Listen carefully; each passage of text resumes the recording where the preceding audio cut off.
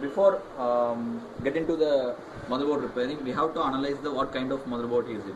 So we on the part of form factor we can classify the motherboard into three categories. One is AT, then ATX, then micro ATX. The boards nowadays comes under the category of micro ATX, and this particular board is board 2 belongs to that category.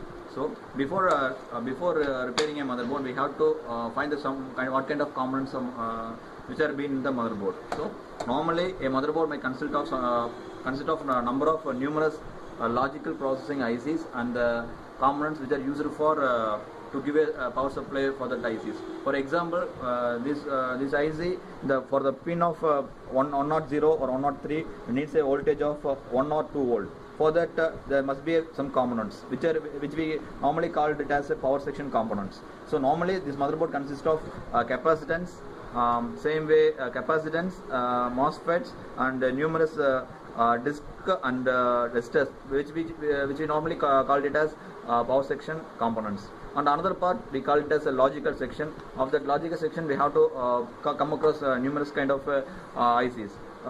In simply I can explain you, this is an motherboard IC or main IC. We normally call it as graphics IC, or the IC which controls total circuit of this motherboard, and which is being embedded in the motherboard using an interface called as BGA interface.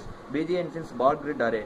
Every IC of a particular region attached to the motherboard by means of different kind of interfaces. For example, LGA, socket, and BGA. This particular IC comes in the category of BGA. In sense, there must be a LED balls or interface in between the motherboard and the particular IC. So this is a BGA IC, and which is the master IC of this motherboard, which controls each and everything. Second thing is windbound.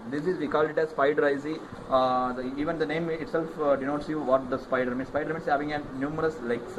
So this is called as spider IC, and which is used for detail analysis of post. I found out that there is a short in the part of a MOSFET which is being placed here, and I am going to change this MOSFET with a SMD rework station, and equivalent component I am going to replace, and after that replacement I will check you back.